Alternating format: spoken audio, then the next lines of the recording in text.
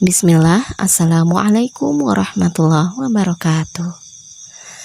Tepang deui dina pangajaran basa Sunda pikeun kelas 2 SD. Dinten ayeuna urang bade diajar ngeunaan tata tertib di sakola atanapi di kelas.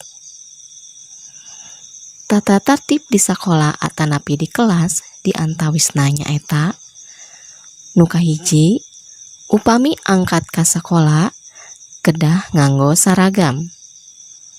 2. Upami nuju diajar teu kenging ribut. 3. Sateu acan diajar kedah ngadoa. 4. Tong kabirangan dongkap ka sakola. 5. Di kelas atanapi di sakola teu kenging ngabala. 6. Saparantos diajar kedah ngadoa. 7. Upami ulangan teu kenging niron. 8. Ka sakola teu kenging nyandak cocoan.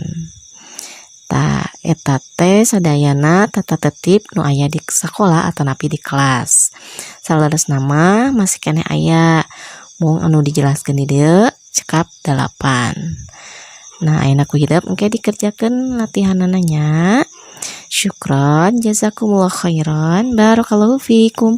Wassalamualaikum warahmatullahi wabarakatuh.